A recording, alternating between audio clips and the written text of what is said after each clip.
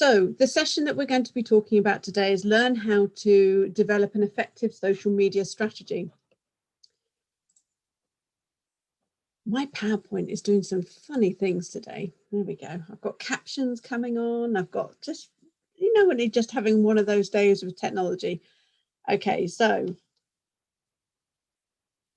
you're on a webinar, a Zoom webinar, so I can't hear you, but please do put any questions that you have into the Q&A area onto the chat box.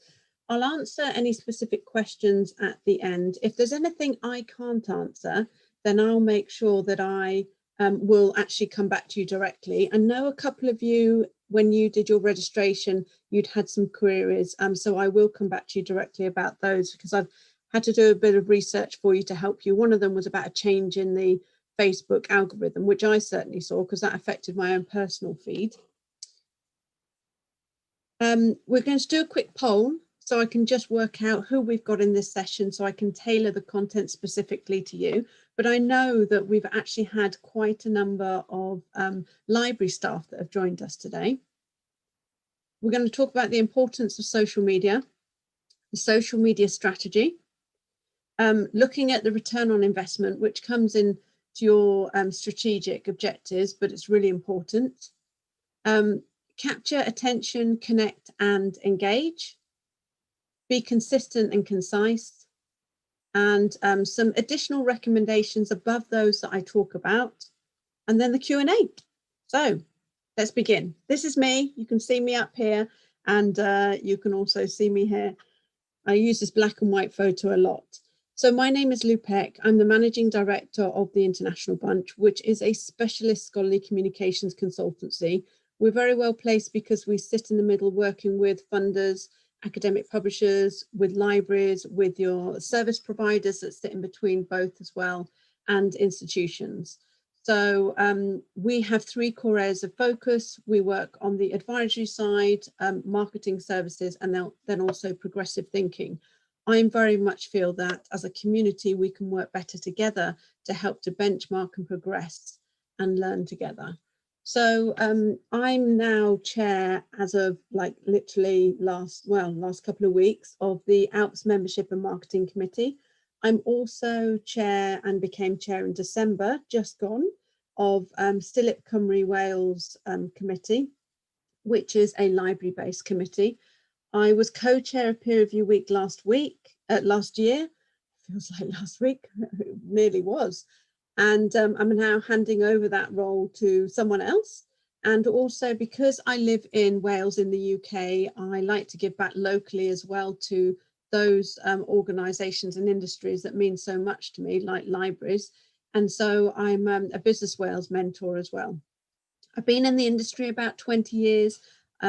You can check out my LinkedIn if you like to see my background, but that's not why you're here today. I don't really want to talk so much about me, but that's me in a nutshell. Okay, so what I'm going to do now is for those that are on here, I would like to release a poll, and I'm basically going to ask you where you work. And so do you work in an academic publisher?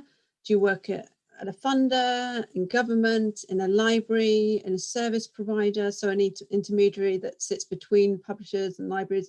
Do you work in other? And if you do work in other, because I see someone has done that, if you can pop in the chat box what other means, so I can make sure that I can ensure that I capture that in the future. And then also whether you work for a society. This, as I mentioned at the beginning, helps me to tailor my content specific for you. Now, as you are attending this session, you are going to receive an email once the process is in YouTube and YouTube finishes doing what it needs to do. I will send you the link to the recorded version, and you'll be able to have access to that forever, basically, for as long as YouTube is around. I will, because what happens is that we are beginning to build courses with our content, and over time they disappear out of public view, but as you've registered for this, you receive unlimited access to this. And there are also a couple of other masterclasses I'm going to link you to that will help you to develop in other areas like storytelling, and those are already hidden on YouTube. So lucky you. Okay, great. Thanks so much. So actually, it seems like the majority of the people that we have here, in fact, 75% of those that are attending this session are from a library team, an information professional. Now, remember, if you have any questions at all, please do ask me. Don't hesitate. If you're anything like me, I forget a bit later on. So ask when you like. It's not a problem.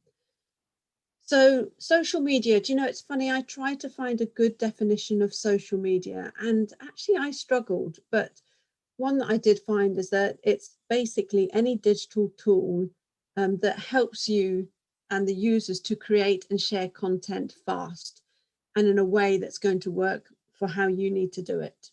So sometimes when I talk to people about social media, this is how they feel.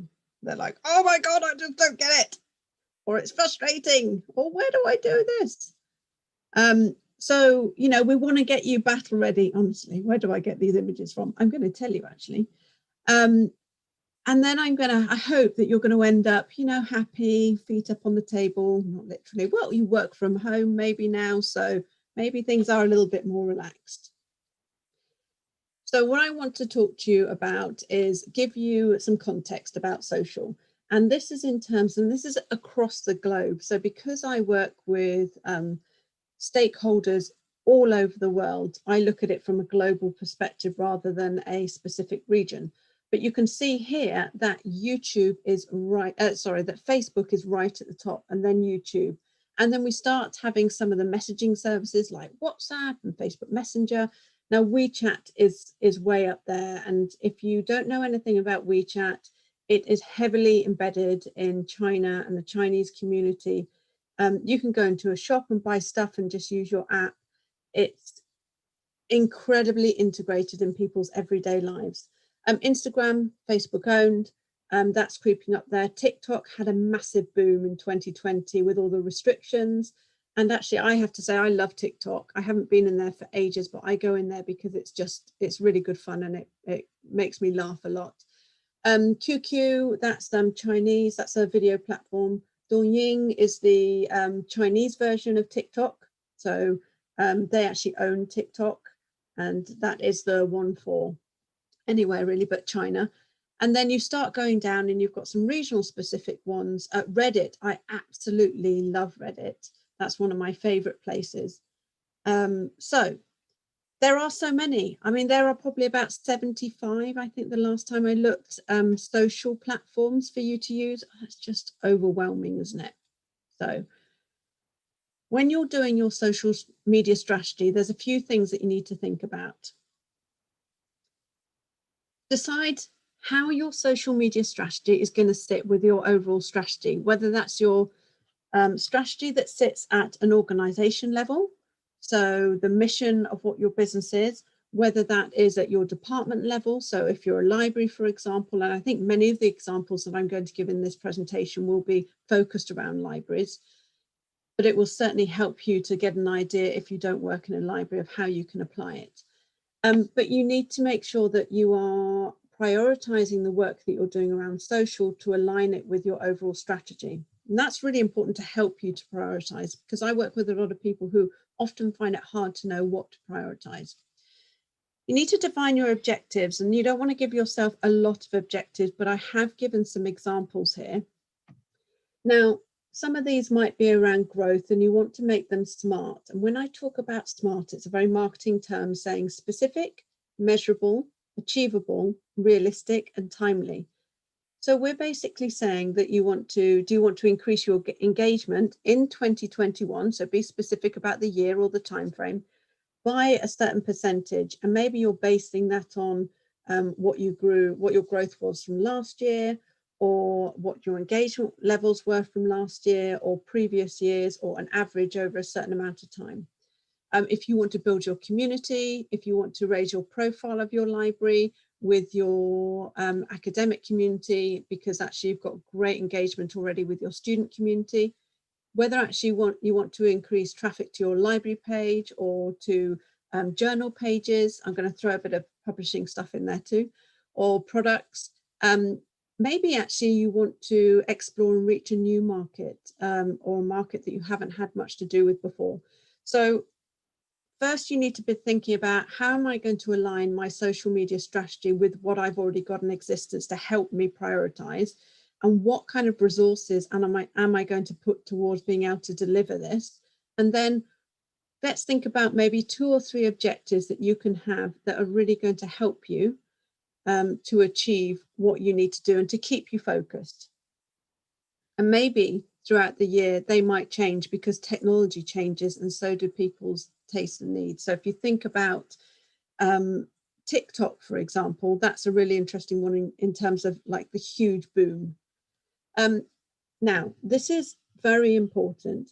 Gone are the days in marketing where it was all about mass communication. Oh, I must send out this to, 1,000 people. It's about engagement, and it's about the quality of the engagement that you have. So you need to think about your niche. Who exactly are you trying to target? Are you trying to target researchers and connect with them and engage with them? Is it academics? Is it students? Maybe from a publisher's perspective, is it librarians? So we need to work out, how are you going to best and most resonate with them? And community comes first, and that's what's really important, because you want to come across as being authentic, you want to resonate, you want to show empathy, because at the end of the day, we are humans and we want to talk to each other as humans, and you want to show a level of understanding. I think certainly in 2020 with the pandemic, we have become much more empathetic to our colleagues, to the way that we all work, to the different situations that people are going through, and also to mental health. And I think for me, certainly 2020 was very significant for me for mental health. I remember at the first part of the pandemic, I just went on autopilot. I don't even know who I was for a while. I just did what I needed to do, and that was fine. And so it really is about understanding and showing people that you're understanding and that you care. So you need to choose the right platforms to achieve those objectives, those goals of yours. And what I'd say is, don't overwhelm yourself, or, make sure that you are committed to the channels that you have already, and don't just start going, oh, we've got to be on TikTok now, or we've got to go and be doing stuff on YouTube, or we've got to do stuff, work with what you've already got and you've established a community with, and then build on that if you want to, if your resources allow, because not everybody has a dedicated resource that looks after social media. For some, it's actually part of their role.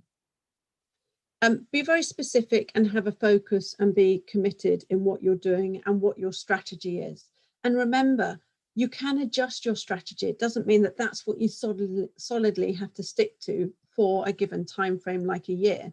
You need to be looking at that, saying, like, 3 months' time, is this still relevant? Am I still current? Is this still working? And it very much is about measuring what you're doing. Often in everything that we're doing, we're looking at return on investment.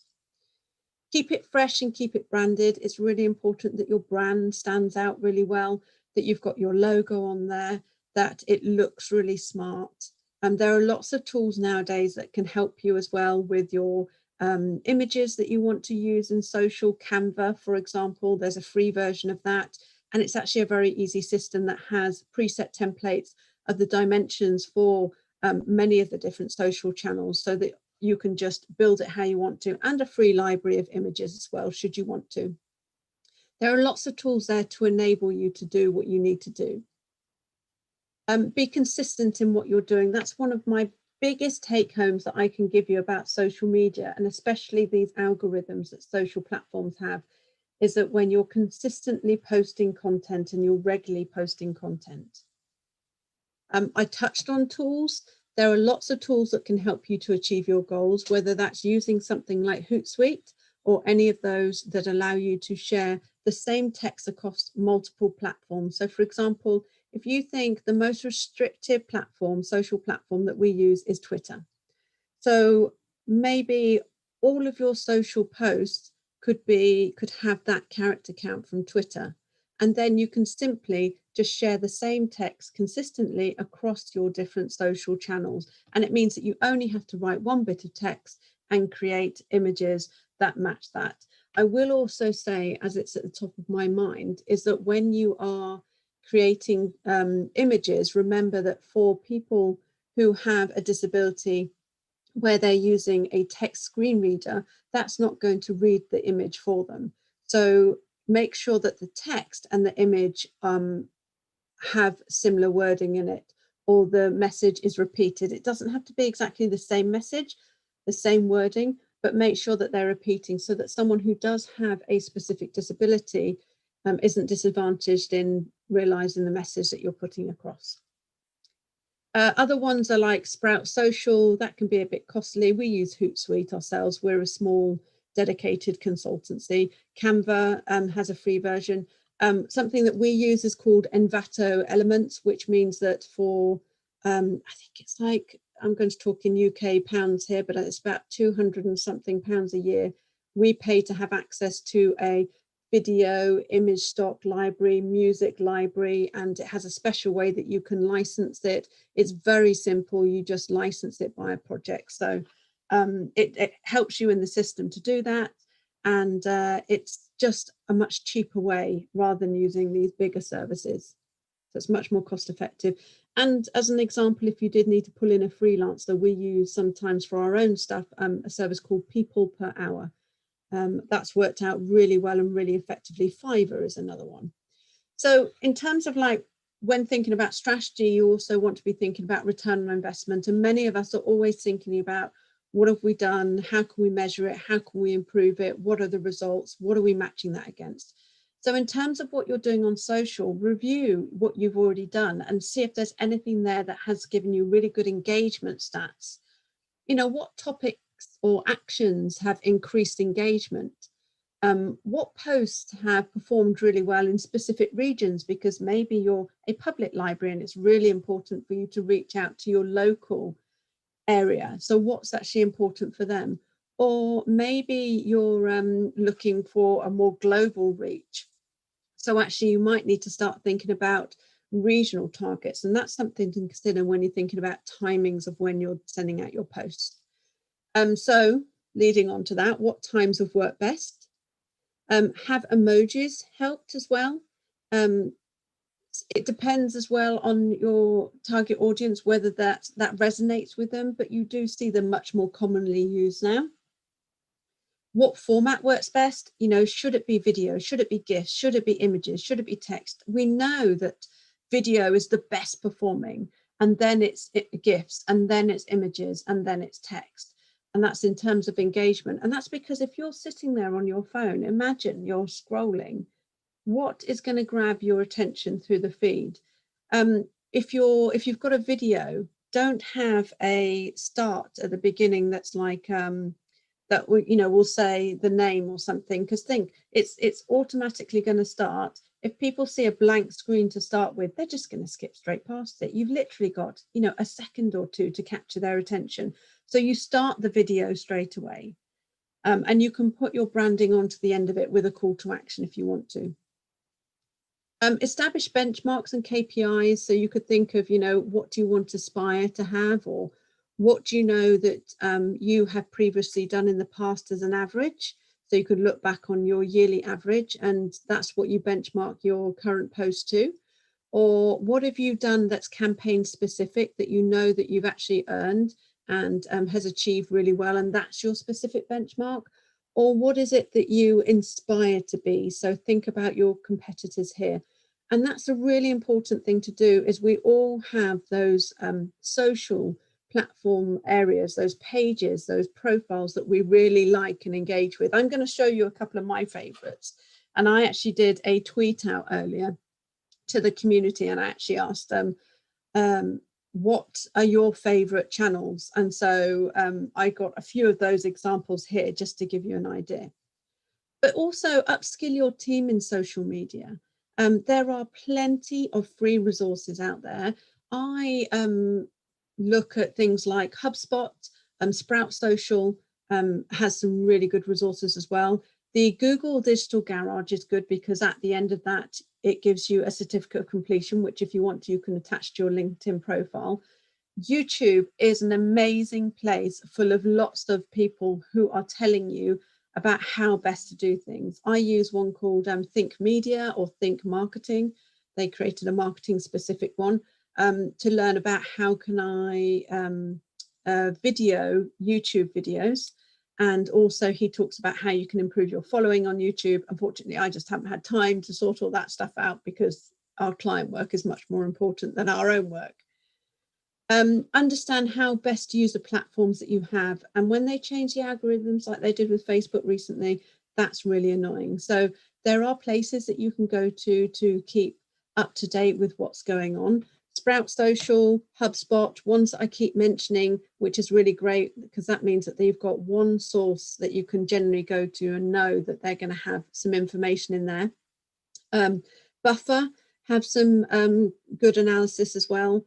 Here in the UK, even though it's sometimes UK specific, I like my alerts that I get through my email alerts from The Drum and also from Marketing Week, just because they also talk about case studies about what some of the big brands might be doing. Look what others are doing and which is being successful. So absolutely be inspired. And if they're doing something that's working really well, copy it. It's fine. You're benchmarking them. Just make it better. So we're going to be talking here about capture attention, connect and engage. Now, I can't go into too much detail in these areas. I would if I could, because I like to waffle, but I don't want to because I want to try and keep this webinar on track. But ultimately, you need to be compelling and you need to inform and entertain to grab attention in your newsfeed. And a lot of this comes down to your tone of voice. And you need to make sure that you're consistent in your tone of voice. So for example, if you have multiple people that manage a social channel, just try to make sure that you're bringing them all together so that they all talk the same. Or alternatively, you could put initials on the end of a tweet so people know that it is a specific person. You want to stop people from scrolling through. You know, we talked about, you imagine yourself on your phone and you're scrolling. What's going to stop you? Are you the target audience? If not, ask people that are the target audience. There are tools out there that can help to show you, especially like on Twitter, for example, what people are engaging with and those types of people. Links need to describe how the item will be of benefit to them. Now, one thing I need to point to here, and I'm going to again soon, is our storytelling masterclass, which is now hidden, but you will receive a link to this in the follow-up email. And in there, we talk about the golden circle approach. And this is about first talking about why, then talking about how, and then talking about what. And the first two are emotional hooks. And then the last one is more the logistical. Often when we send out messaging, we're talking very much about what can I do for you? But first of all, you need to say, why is it important? You need to lay the foundation. You need to create that emotional hook that's going to grab them. You need to resonate and you want to ultimately motivate them to click, to look at something, or maybe it is actually just in a post that's informative and you just want them to engage with it and like it because it's a funny GIF. You need people to like, to comment and share. Engagement is so important because the more people engage with your content, the more that they're going to see from you. And it's part of what a social platform algorithm is about. And what you've said should bring them value. It brings something to the table that's important to them. So maybe you just want to start a conversation and ask them questions. So tell us your ideas, sound off in the comments and tell us what you think. Or what are you looking forward to, excited about? And actually, maybe you don't always want to do it so that you're writing text. Maybe you want to post a video and you want to ask them. I do mention this later, but remember with videos on social media, if you're posting any type of videos on social media, put captions on it because 85% of videos are watched on social media without sound. And imagine that is a missed opportunity. Think about diversity, inclusivity. I talked to you about making sure that your text that goes with an image or a video or a GIF, as an example, replicates the same message as the image because you're being inclusive to everyone, but also, you know, be thinking about the diversity and inclusivity side. There's an 80-20 rule when it comes to content. There is for everything, really, isn't there? But use 80% of your content to inform, educate, and entertain your audience, and then 20% to promote your product, service, or brand. So that's a really good rule to have, because that 80% is capturing their engagement. They keep on seeing your stuff. And then you've got the 20%, which could be informing about specific services, about updates, or it could be a number of things.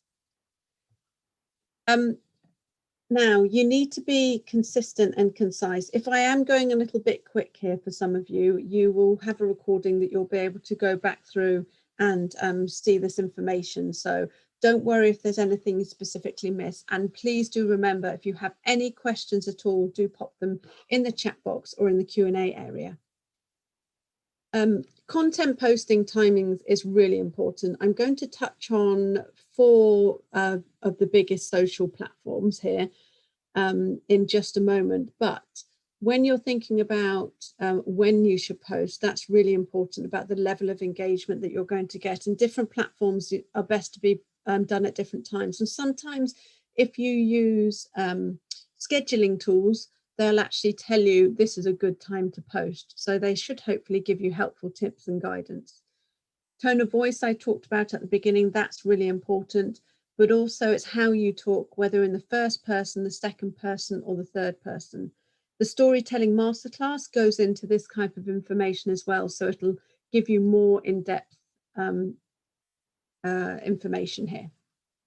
Everything you post is available 24/7, unless of course you're using Fleets, which is a new functional tool in Twitter, which only shows for a day, or of course like Snapchat as well. But everything you post is available 24/7 predominantly, and it does act as a shop window. So if you haven't touched on a social channel for a while and people go on it, they'll see, and that has a negative impression. And it is harder to pull people back from a negative impression than it is a positive one. Well, you don't pull them back from a positive one, do you? It's all good. And don't feel like you have to use every single character in your character count. Short and sharp is great. Call to actions, primary points, they can be just a couple of words. And actually sometimes what some organizations are doing is they're putting the call to action inside the URL. So for example, if it was publisher specific, it would be /submit. So maybe there's something that you could do there. Make sure that there are no grammatical mistakes, just have quality control. If you want to create everything that you're going to post out and then get a colleague to check it over, that's really important. It doesn't have to be a hierarchical structure of an approval process, but it is really good if you do make sure that whatever you send out there doesn't have grammatical mistakes. It is easier on areas like LinkedIn and Facebook, because you can go in and edit them, but Twitter, once it's out there, you have to delete it. And that means that you delete any engagement and measurement for that post as well. We all do it. We are human at the end of the day. Avoid being passive when you talk in what you're writing, so talk in an active voice. So for example, we were awarded the championship trophy. We won the championship trophy, which actually is much more positive and is a little bit more, it celebrates it a bit more. Be bold, love that. Let the reader know when you're responsible for something special. You know, you should shout about your achievements. And many of you do some absolutely incredible stuff and you do not talk about it enough. And don't think it's being egotistical. People love celebrating, and especially now, we all love a bit of good news. But you want to empower people. So also think about in your language that you're using, rather than saying, actually, I'm going to give you a couple of examples. Make people part of the message and accountable. So you can say, we help you learn more about submitting your research. I mean, great, you know, you're being inclusive, we help you, but rather than being about what we do, why not be about just simply learn more about submitting your research, because that's making them accountable, that they take an action to do it. Or even improve your chances of being published. Actually, there's a consequence to you doing this, and that is you are being empowered to improve your chances.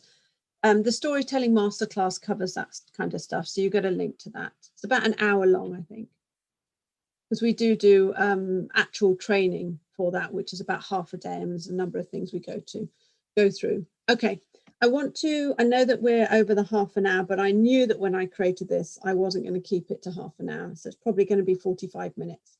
But you do get a recording, so if you do need to drop off, I forgive you, it's fine. But I'm going to cover a few specifics with you. So the Facebook algorithms, they can be really challenging. It used to be very much about content and organic reach, and then they changed it. You know, they're really thinking about how can we monetize Facebook? How can it work for us? So you can really show your existing following what's on and talk about new products. But we did talk about, remember the 80-20 rule, and this goes across all of your social. Buffer found that Facebook posts with 80 characters or less receive 66% higher engagement. So, you know, we talked about being short and concise, or even just using a Twitter character count and making that less and more impactful. There's a lot that you don't have to say when you can just, you know, you can look at a sentence and really cut out a lot. Facebook is particularly good for promoting your external content. So like linking out to your blog post, to reports, to videos. 76% of users, they want to seek interesting content when they visit Facebook. But don't just post a link without a description. You really need to accompany it with something, but something that resonates, that's attention grabbing, to signal what the content is about, or poses a question that it answers. And also a top Facebook tips that I've got for you to summarize that would be: create discussion, think about your timing of when you're posting specific to your region, post often, and then vary your content as well. So don't just do text, don't just do videos, really do mix it up. Now, these slides that I have here, you have access to this recording, so you'll be able to screenshot that if you want to. But we will actually create a blog post on this as well. Sign up to our newsletter, because we create lots of different blog posts for lots of different things. It's only sent out once a month, so we don't bombard you, don't worry. But we will create a blog post around these types of engagements. Now, I got this information from Sprout Social. It's got some really, really great stuff on there. And I added in the education element as well. But from a general perspective, the best time to post on Facebook is between 1 and 4 p.m. on Thursday and Friday. Now, I'm talking globally here. So, you know, when you're in the UK, you'll be posting between 1 and 4 p.m. When you're in the US, you'll be posting between 1 and 4 p.m. It doesn't matter where you are. But you may have regional specific data that you can get hold of, which will then help you to really pinpoint. Other really good times are between 12 and 1 p.m. on weekends as well. So 1 p.m. will get you the most shares, while 3 p.m. will get you the most clicks. And a 2020 Sprout Social report shows the overall best time to post on Facebook is actually Wednesday between 11 a.m. and up to 2 p.m. Okay, so next one is Twitter. Twitter is excellent as a customer service and engagement tool. So 67% of B2B marketers, they use Twitter. The ideal length for it is between 120 and 130 characters. And the reason is because that stats demonstrate that that gives you the highest click-through rate. But of course, that depends on what the content is of the tweet. We're talking about improving your chances of engagement with your community. Include 1 or 2 hashtags, because this can actually double engagement. You can see sometimes that we can often post too many. So just include 1 or 2, the most impactful for what you're doing. And you can look and measure to see what's trending at the moment, what's most important, what people are really paying attention to, because just by adding 1 or 2 is 21% higher engagement than those with 3 or more. So that really shows less is best. I feel like I should come up with some kind of quote here. Use a trending topic, which I just talked about, or an event hashtag. Event hashtags are great because they will give you further dissemination and reach. when writing your copy, think pithy and witty. I'm going to show you some examples of some of my favorite places that bring me a bit of joy when they come up on my Twitter feed.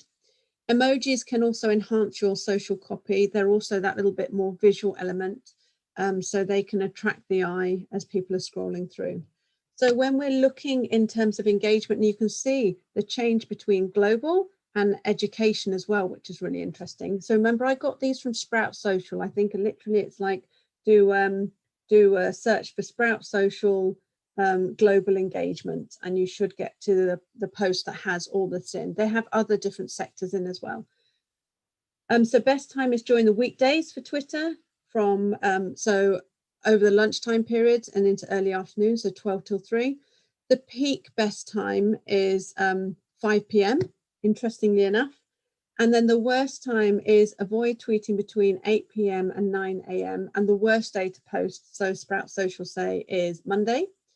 And Thursday lunchtimes do create the best engagement, followed by Monday between 5 and 6 p.m, which was on Shareable. Now, that was from Shareable's clients, and Sprout Social will be giving you the results from their clients as well, or from the users of their platform. So that's really interesting that one says, Sprout Social says the worst day is Monday, whereas the other one says, well, actually, Monday between 5 and 6 is a really good time. It just shows different audiences. Instagram, an estimated 70% of all businesses use Instagram, and 83% of Instagrammers say they discover new products and services via the app. That certainly is a great channel if you're looking for reach to a larger audience. Images are the main focus on Instagram, and of course things like Instagram TV, Instagram Live. Now the copy complements visuals, but don't think about just doing copy on its own, because Instagram really is about visuals. And you want to convey a message in just as few words as possible. And if you have a look at Instagram, it cut things off after 3 lines. So you need to be making sure that the most important information is at the beginning. So you need to also make sure that there's cohesion between your message and in the text, and also in the image. You can use your caption to provide context, which is especially important when you're sharing your videos. Hashtags help to grow your audience for free, but don't just go crazy on the old hashtags. I think many of us have been have done that, but just use those that are relevant for your post. And also, these social platforms get quite wise to things that people are doing, and so they will start updating their algorithms and changing them. There's some research that we found here that around 7 hashtags is the sweet spot. Who knew, hey? Those Instagram posts seem to get the most engagement, but of course, make sure they're relevant. So in terms of the engagement here, the best time on Instagram for engagement can be found Monday through to Friday, 9 till 4 p.m. So you can really see some are in the morning, some are at lunchtime, some are in the evening. And the worst time is between 6 a.m. and after 9 p.m. So really, let's say from 9 p.m. to 6 a.m. There's also a strong case to be made for Instagram that it is the most addictive app. I don't know, I think TikTok might have surpassed that. Certainly if I go on TikTok, I'm on there for like hours, with engagement sprawling across the working week. So that's quite interesting. But you can see also from this image how different global engagement in education is. Well, you could do if I didn't just flick it over really quickly. Right, so LinkedIn. LinkedIn is really good for mainly work stuff. A lot of people don't like it so much if you do put very much social stuff on there. A bit of social, home stuff is fine. And people do really like it when they see the authentic person. But of course, you're not going to like put a picture like you would on Facebook of here's my meal for tonight. So it's a really good place to repost and link back to content. But also it does favor videos that are loaded into it rather than you linking out to it. organic reach is a real opportunity on LinkedIn. And so some say that LinkedIn is like where Facebook was 10 years ago, and they really are trying to get people using it, increasing the organic reach. And it is very, very, very content driven at the moment. Of course, that could change, but take advantage. One thing that works and that I've seen people do and that I've tried to do, and actually I trialed it this week and it worked really well, is when you post an update about something, post a link in the comments, because the LinkedIn algorithm picks up that there's been a comment, and so that starts to work in your favor. And then people have to open up the comments to go in and have a look, so your post is being engaged with. But you just put a note at the top to say post in comments, and also tag people if you're not seeing the type of engagement that you want to see. But there are 675 million active monthly users, and nearly 50% of them are using that platform every day. That's really significant. But share your industry news, share quotes from industry leaders, from influencers, share industry statistics, just keep it authentic. See what's on there, what's really resonating well with people. So the best time when we're looking at LinkedIn is actually to post on a weekday, 9 to 5 p.m. Tuesday gets higher engagement than any other day, and Wednesday is the best time to post on LinkedIn if you're a B2B brand, according to Hootsuite. So you can see that actually when you start looking at segmentation, that may change from what the generic stats are saying. The worst time, 8 p.m. So basically we're saying the evening. Posts on the weekends and evenings, they don't gain much engagement because LinkedIn is very much a professional one. And actually everyone then is in, I don't know, Twitter, Facebook, Instagram, wherever. So I'm going to show you some of the examples of some of my favorite social channels and those that were recommended to me. So I put this one in here because this is one of my favorites, because the Royal Society of Chemistry actually have an Instagram account, and they have a whopping 18.4 thousand followers. And I think they have done an incredible job here.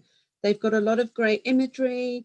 They've got lots of really nice videos on there as well. And I think that they have done a really, really great job here. So it's definitely worth having a look on there and seeing what they've done and what's inspirational and what inspires you. The other one that I have here is comes from Silip, and we had done this is when you're doing things through like hashtags Libraries Week, and this just wanted to show you some examples of what some people in the community had been posting that was really interesting, and those types of posts that they have. So have a look at these hashtags, these event hashtags, and see what people are posting, what resonates with you, what gets you engaged. Cardiff University Libraries, this is one of my favorite. It comes out, I don't go in Twitter a lot because I personally find it way too busy, and you can post a lot of times in Twitter throughout the day and your message will only just be seen. So that's an area that you can post a lot more frequently, and the same kind of messages throughout the week. So don't be scared to have the same content going out throughout the week. But yeah, I look up there because I have another screen up there as well, and it's showing, and I really love this one because the person who does this is just so funny. And it's also nice to see them retweeting when people are saying nice things, you know, fantastic to hear kind of you have listened to us, blah, blah, blah, blah. So love seeing like bits of engagement, love seeing retweets, love seeing shares.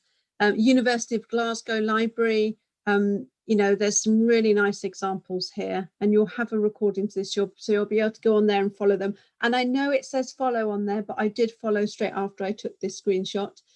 Our HUL library as well, they've got some fun bits in here, like it appears that someone has responded to our strict no geese in the library with this piece of foul propaganda on campus. So a bit of humour there. And also people who aren't going to the campus will be really missing the campus. So it also connects with the student and academic community. There's an example here with Spring and Nature, where we can see that they get lots of engagement for their different posts. They actually link people in this, which means that it increases their reach that they have on the social platforms. And the recent Wiley acquisition of Hindawi, that also has got loads of engagement as well. Wiley in research is they've got a really nice tone of voice on Twitter. Some other ones is, I don't know if there's a common theme going on here with pets, but we can see here that Orkney Library has a really cute picture of a cat. Now, Orkney Library has lots of engagement, so that is definitely one to have a look at and be inspired from. I love this one. So, and I actually recently contacted him to see if he would do something with our local Silip Cymru Wales committee, which he's going to. And it's really great seeing what he's doing on TikTok and how he is promoting the library and the fun things that he's doing. So that's really fun, like TikTok Tuesday with Rob. Another one here, look, pets, which is really good. So this is Dress Up Your Pet Day. So this is engaging with the community and getting them to start adding their pictures. And then you've got here Uni of York Library. Actually, when I looked up the Royal Society of Chemistry the other day, I did see that they had on Instagram, they had RSC pets, which is basically all the pets of the staff. And actually, I thought, what a great idea for an institution as well, not just for, you know, library staff, for example, but for the whole of the institution, you know, show us your pets.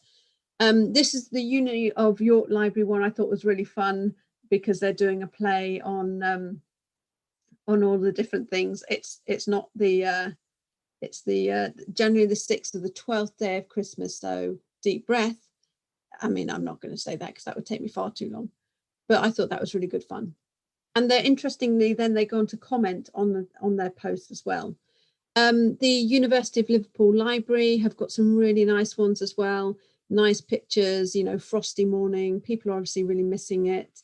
They've also got some fun gifts that go on there. And I'm sure that you may be attending this and you've got some really great examples, and do send them through. I mean, I'm on Twitter. You can find me under Lupec Official, and also you can find me under Lupec Official on Instagram. But to be honest, all I do is post pictures of food that I'm eating. We have lots of specialist support. I can't cover everything for you in this session, but we do create videos, so you'll get links to all this. But we've got the Art of Storytelling Masterclass, which we'll send you. We've also got one which is about incorporating inclusion into your communication strategy, which is really interesting, getting you to think about whether a person has a disability, talking about the model of social disability, which I didn't know about, which was fascinating. We have blog posts that we do to give you top tips. We also have podcasts that we do, which is what's over on the left-hand side in this array of images. We tend to do a podcast version of our blog posts as well. Our podcast, which is just about to be rebranded, it's called now Behind the Fluff, because many people refer to marketing as being fluffy. So Behind the Fluff, you can access it on our website as internationalbrunch.com/podcast. Or you can go to Spotify, though we haven't yet got all the episodes up yet. I'm working with the support team there, but it is on iTunes. So you can download and listen to things. But we've got lots of great stuff, and you'll get links to all these. But we do have specific videos which are about 10 minutes long, which deep dive into LinkedIn, Reddit, WeChat, Facebook, Twitter, Instagram, and YouTube. I love Reddit. It's a great place. 430 million active users a month, and the discussions in there are fantastic. So my last and final recommendations to you as we close off the session: community comes first. Only create and use the social channels you can commit to. Do not overwhelm yourself, and if you've got something you're not using and it's not worth it, shut it down, because otherwise it will have a negative impact on you. Be consistent in what you're doing and when you post. Think about your timings, but also in the array of content that you're doing. Some algorithms like YouTube, for example, really like it when you post content at the same time. And if you're doing live sessions like you're doing reading out stories, do them consistently at the same time every time. because then that goes into people's minds and they start knowing that it's going to happen at a certain time, and they'll start remembering and going, oh, isn't that happening now? Oh, I must go and watch that. And don't think that things are going to happen overnight, because they're not, especially with things like YouTube. They take months to actually get and build engagement. We have a YouTube channel. Please do subscribe to it, and you'll get access to all the great content that we've got in there. And if you ever need content and you're looking for something, we produce this stuff for free. So just tell us and we'll produce it. Save time and use services like Hootsuite, Sprout Social, etc. to manage across multiple channels. So we use Hootsuite. We did use Buffer, but it wasn't, I didn't find it worked as well as I wanted it to. It didn't achieve my objectives. Vary your content and measure it, really important. Just be agile and shift and change what is not working. Be brave, be bold. If something's not working, stop doing it and change it. See what others are doing and replicate what they're doing. And remember, 85% of videos are watched without sound. So if you're doing short videos for online, add subtitles. It is so important. And also thinking about inclusivity and diversity, if someone has a hearing disability, then that's really going to help them. So use different formats, whether that's video, images, GIFs, text, mix it up, or it's Instagram TV, or even live. We're using YouTube Live here. The reason I use YouTube Live, I could do Facebook Live, but I use YouTube Live because it creates a video in my YouTube channel, and I can just go in and do some very light edits to it if I need to. But I have that there. I don't need to worry about uploading it. All I have to do is just go in and check the description is right and add some tags. It just saves me time. The more automated you can do things, the better. Keep your personal opinion separate. This is vitally important, and I often see this unfortunately happening a lot, but it tends to happen with smaller brands when people are very connected and they're to their branded account. But definitely try and keep your personal opinion out of it. Choose consistent account names if you can do that. Really helps for when you're promoting and saying, like we say, like Int Bunch is for most of ours, unless of course it's like LinkedIn where we're the international bunch. But we've tried to be consistent where we can be. Sometimes it's not possible, but do try where you can. Be inclusive, so don't just rely on images to tell text. Add a similar message into the text, because screen readers, they don't read images. Measure and adapt. That's just telling you a point that I said about before. Just, you know, get it in your mind. Keep measuring, keep adapting, and ultimately have fun. I know when you first look at social, you're like, oh my gosh, this is, what do I do? But just start simple and really focus your efforts on what you're doing and where you're going, because it's very exciting, all these other things that are out there. But just do what works for you. We have another webinar that comes up. They happen monthly. We're always looking for topics to cover, but the next one we're looking at is about leveraging artificial intelligence into your marketing strategy. So, you know, it's beyond things like big data and chatbots. So if that's of interest to you, make sure that you register for that. Of course, like all of these webinars, if you register and you can't attend, it doesn't matter. You get access to the recording, and you will forever have access to recording as long as the systems will allow. We also have a number of different resources, free resources for you. These are just some of the examples of some of the videos that we have online. We have a resources area where we've got marketing resources, scholarly resources. We have links to like library conferences and things that we come across to create like a central place, and also anything that might be of interest. Okay, and this is our YouTube channel. You can see we have lots of stuff. The unfortunate thing is that sometimes I just see my face a lot, and as our consultancy grows, and there's 3 of us now, and then we've got about 50 freelancers who work with us all over the world, hence the name, the International Bunch. But at the moment, there's Megan, myself, and Yasmin. So we've got Wales, Scotland, and England covered so far. You will start seeing their faces appearing too. So any questions? I know that we do have some questions. Yeah, absolutely. If you want me to share the slides, I can do that, no problem. And I know that, oh, great. So you followed me now on Twitter. So please do add in your questions if you have any. You get access to this recording. And if you do want these slides, I can pass them on to you. You'll probably see that there's notes in there too. Yeah, if that's of interest to you, just reach out and let us know. You can contact us on team@internationalbunch.com. If you want to speak to me directly, you can contact me on lou@internationalbunch.com. All of our email addresses are very simple. I would like to thank you so much for taking the time for joining us today. Do reach out to us if there's anything you're stuck with, or you just want to ask, where can I find this information you mentioned about this? Then, email us and we'll let you know. No charge, of course. So all the best, everybody. Take care. And you'll probably get a link to a SurveyMonkey survey. So let us know how we're doing. Let us know if there's anything you need from us. And I wish you all the best. And now I've got to go and chair my Silip Cymru Wales meeting. Whew. Take care, everybody. All the best.